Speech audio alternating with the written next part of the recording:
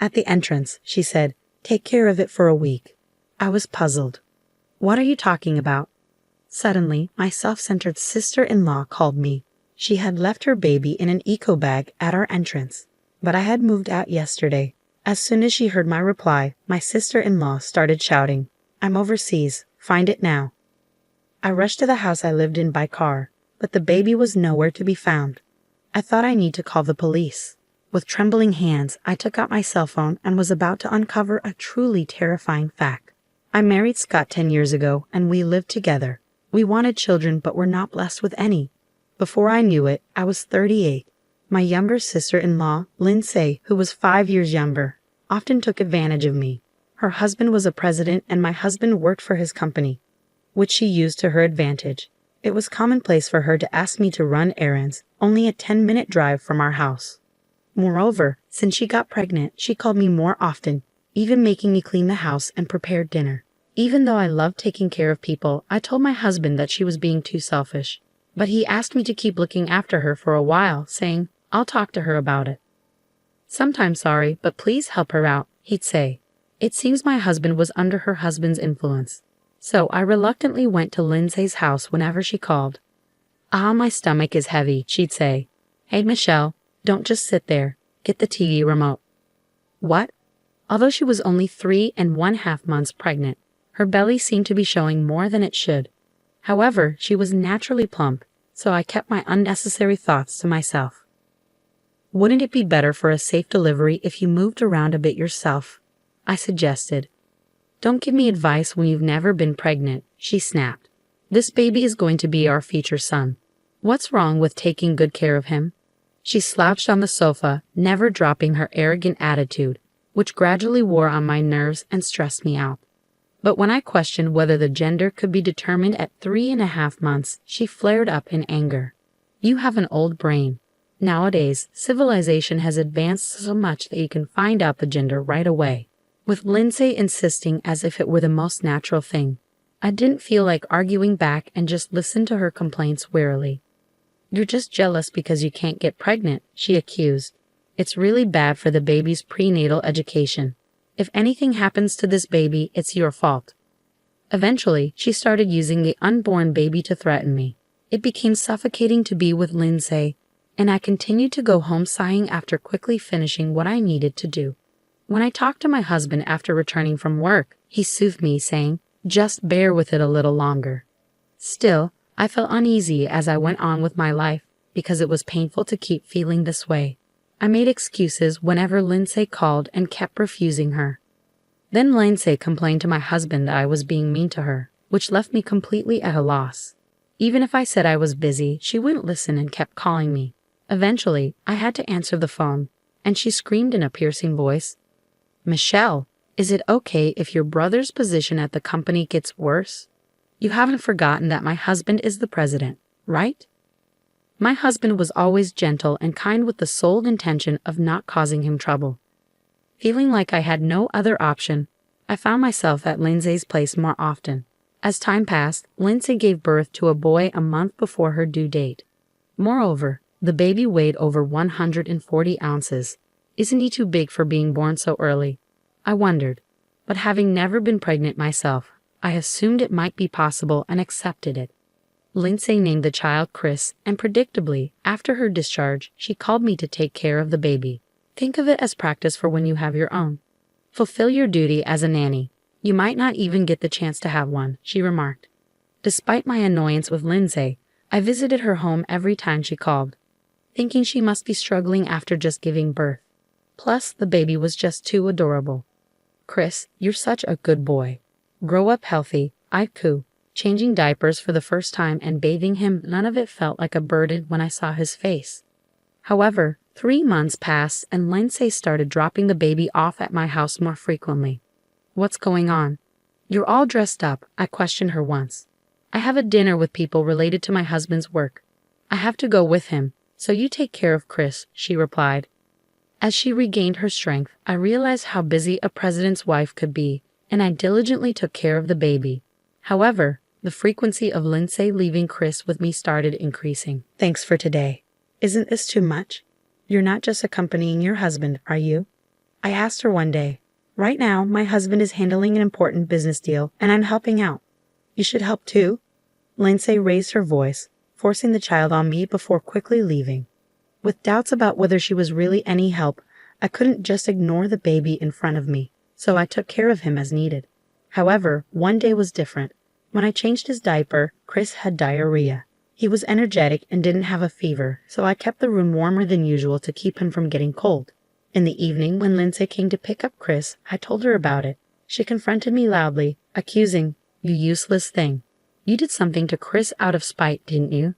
I shook my head, denying it, just as my husband Scott came home. "What's all this noise in the entryway, Scott?" Lindsay's voice softened, and she started crying, despite always using harsh words towards me. "I understand your feelings, but Michelle doesn't have much experience with child rearing. It might have just been a bit cold today. I'll apologize, so please forgive her," my husband defended me. But I was puzzled as to why I had to apologize when I hadn't done anything wrong. Feeling frustrated, I sent Lindsay and Chris off while preparing dinner in low spirits. Suddenly, my husband became serious and pulled a letter-sized envelope out of his bag. "Michelle, there's something important we need to talk about." "Dinner can wait. Please have a seat," he said, spreading out the documents on the table. The words he told me were hard to believe, especially since I hadn't imagined anything like it. However, understanding his firm resolution, I quietly nodded. A week later, while I was unpacking some boxes, Lindsay called. "I left a bag at your entrance, so take care of him for a week," she said abruptly. "What? What are you talking about?" I responded, confused. "Don't play dumb. It's my baby, of course." "You've already brought him inside, haven't you?" she accused. After hearing the full story, it turned out that since I was not at home, she had put Chris in an eco bag and hung it on the doorknob. Panicked, I said, "Wait a minute, we moved out yesterday. We're not going back to that house. Please go and pick up Chris right away." However, Lindsay didn't believe me, accusing me of lying again. When I insisted it was true with a serious tone, she suddenly panicked. It turned out she had left Chris 5 hours ago. Moreover, I was shocked to learn that she was currently on an overseas trip. Despite it being spring, it was still a chilly day without much warmth. "Go pick up Chris now. Hurry up," she demanded. More worried about the baby than angry at Lindsay's attitude, I immediately drove off. An hour later, I arrived at our old house and checked the entrance, but there was no sign of Chris. I scoured the garden and asked the neighbors, but no one knew anything. There were no signs of an echo bag, no crying heard. What's going on? Feeling futile without any clues, I was about to call the police when my phone rang. "What? What did you say?" The content of the call was so shocking that I was left speechless. After ending the call, I was so stunned that I just wandered around in a daze until Lindsay called. "He was in the eco bag hung at the entrance, wasn't he?" she asked urgently. "Oh, he's not there. I can't find him anywhere," I replied. "Seriously, this is bad. If we don't find Chris, my husband might divorce me. It will be your fault if we don't find him." Lindsay's voice trembled over the phone, revealing her panic. Realizing there was nothing else to be done, I offered to report to the police and ask for help. But Lindsay adamantly refused, fearing it would become a big deal and her husband would find out. "Chris's safety is more important than your reputation. Chris is just a tool to extract money from my husband," she revealed selfishly. Unconcerned about me, I could hear Lindsay talking with someone she was with. After a while, Lindsay lamented, "This trip is ruined. I couldn't get a flight today, but I'm coming back tomorrow. Don't tell my husband anything. If you find Chris, contact me immediately. I'll do what I can." After hearing my response, Lindsay seemed satisfied and hung up the phone. The next day, as I waited for her at the airport, she appeared arm in arm with a man. Seeing me, she approached with a displeased look. "Michelle, what are you doing here? Did you find Chris? I came to tell you something important. Chris has gone somewhere you can't reach. It's too late," I said with a downcast and sad expression. Lindsay began to panic. "You're lying. What am I supposed to tell my husband, you useless thing? Find a baby that looks like him right now," she demanded, enraged and devastated. "How can you say that? Are you even a mother?" Overwhelmed with anger and sadness, tears started to flow. However, I quickly wiped my tears and firmly met her gaze. "Instead of looking for a similar child, talk to this person," I said. As I said this, a woman who had been hiding behind me wearing her hood deep over her face, shook herself. Not just Lindsay, but the man with her started trembling. Yes, this woman was the wife of Lindsay's affair partner. The man was too shocked to move, and as his wife confronted him, yelling, "You scum, I'll knock some sense into you," he pleaded pathetically, "Please forgive me." But his wife was unforgiving, telling him to bite down hard, and then she slapped him back and forth. The force was so tremendous that passers-by stopped in their tracks. She left the man, who had collapsed while clutching his cheek, and then turned to face Lindsay. Lindsay quickly stepped back and began to speak rapidly. "Listen, don't get it wrong. We're not in that kind of relationship." "What?" "Hey, Michelle, stop recording with your smartphone." Despite her attempt to deceive, seeing me holding up my smartphone to record the scene, Lindsay snapped back. However, I continued to record. I remained calm. "Then how do you explain this?" I pulled out an envelope I had brought with me containing emails between Lindsay and her affair partner, as well as cozy photos of them I found on social media. Lindsay attempted to forcibly take these from me, glaring menacingly. "Snooping around like that is the lowest. How did you find his wife's contact information?" "I actually met his wife by chance," I replied. "When I saw Lindsay's affair partner on social media, his face seemed familiar. After racking my brain, I realized he was the husband of the woman who works at my regular hair salon. He too was a hairstylist, but unlike his wife, who was successful and owned several shops and was skilled in a technique she was known for, he was known for not working and just playing around. He was a typical husband sponging off his wife. When I told his wife about Lindsay's affair trip, she said, "I've reached my limit. I'm joining in." She came with me, usually gentle and kind. I was honestly surprised at how terrifying she could be when angry. Such a playboy hairstylist couldn't stand up to his wife and kept rubbing his hands together like a fly, repeatedly begging, "Please don't divorce me." Watching her steadfast refusal, I felt a strong resolve. Moreover, was Chris born from the affair? I continued. "What? Don't just make things up without proof," Lindsay snapped back. "But he was born a month early and weighed over 140 ounces. That's definitely too big. You've been fudging the weeks, haven't you?" While saying this, I pulled out another envelope and showed her the documents inside. One was a maternal and child health handbook, and another document proved that Lindsay's husband was not Chris's biological father. "You play dirty. But if I tear this up, it's like nothing ever happened," Lindsay declared, snatching the DNA test results from my hand and tearing them up on the spot, looking pleased with herself. She probably thought she could get away with it, but that wasn't going to happen. "You better talk directly to the person who gave me these documents." I turned my smartphone towards Lindsay, and she opened her eyes and mouth wide, as if she was about to scream. No wonder, the screen showed Lindsay's husband. I wasn't recording. I was on a video call with Lindsay's husband. "Lindsay, you lied about going to your parents' house and deceived me," he said sternly. "Well, so you know," she stammered, not making any sense in response. Standing in front of her, I slowly began to speak. "Listen carefully. I'm going to explain everything one by one. A week ago, her husband, suspecting something, had requested a DNA test between himself and Chris. After finding emails between Lindsay and her lover at the same time, he lied about going on a business trip for a week to monitor her actions. Lindsay, not knowing this, immediately contacted her lover by email and booked an overseas trip online in a rush. She didn't even think to clear her browsing history on the day of the trip. After placing Chris in an eco bag and hanging it at the entrance of the house I was living in, Lindsay skipped off to the station, humming a tune. Her husband followed her and took care of Chris. If he had been left at the entrance for over 5 hours, who knows what could have happened. "So Chris is alive?" Lindsay's husband asked. "Yes, he's with me now." The call I was about to make to the police when I couldn't find Chris was from Lindsay's husband, I explained. Surprised but eager to understand the situation fully, I immediately went to his house. Chris was full of energy, flapping his arms and legs as he played with a rattle.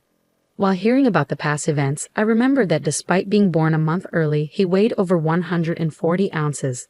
At the time, I reluctantly accepted it, but I indeed thought it was strange. With Lindsay's husband's permission, I searched through Lindsay's belongings and found her maternal and child health handbook. Looking at its contents, I began to piece together the truth. I discovered that Lindsay had falsified the baby's weeks. Why did Lindsay do such a thing? Looking back at the actual timing of her pregnancy, It was exactly when her husband was away on a long business trip for about 2 months. Therefore, it was impossible for him to be the father of the baby. Realizing that she was pregnant with her lover's child, Lindsay thought she could deceive everyone by fudging the birth month, especially since the baby turned out to be an unexpectedly big baby. That's when I became suspicious. Then the lover, now exposed even about the child, began apologizing profusely to his wife. However, his wife coldly said, "You'll have to live on your own strength from now on," and slammed a divorce paper down on the spot as she kicked her crying husband and walked away. There was a refreshing certainty in her stride. Meanwhile, Lindsay's husband did not remain silent. "Of course I'm divorcing you. Go be with that man," he declared. "No, I just liked his face. He has no money. You were with me just for the money, right?" Caught in the truth, Lindsay choked up. "You said Chris was just a means to get money from your husband." "Don't spout nonsense," her husband retorted. I had recorded everything to prevent Lindsay from denying it later. Lindsay's husband had been silently listening to our conversation until then, his face flushed with deep furrows between his brows. Confronted with the unexpected truth, Lindsay seemed to tremble slightly, but then, as if remembering something, she peered into her smartphone screen. "If Chris is okay, then it's all good, right? Besides, even if we're not related by blood, I gave birth to him. So he's as good as your child," Lindsay argued, looking smug. Both Lindsay's husband and I inadvertently exclaimed, "What?" at her pathetically selfish justification. "This is the end." Lindsay's husband abruptly hung up the phone. "What are you going to do about this? I did everything you told me to do, didn't I? Didn't you like it?"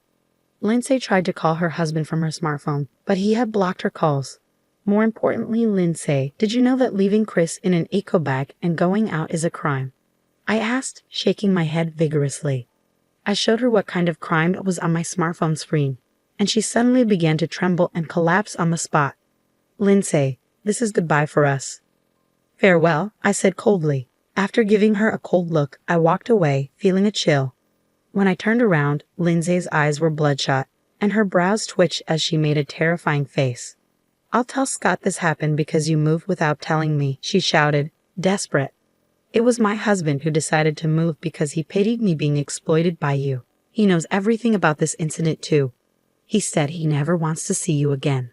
Thinking her brother was her last ally, Lindsay screamed loudly when she realized he had abandoned her. It's incredible how selfish one can be, never once thinking about Chris. This is no time to cry. Go pick up Chris right now.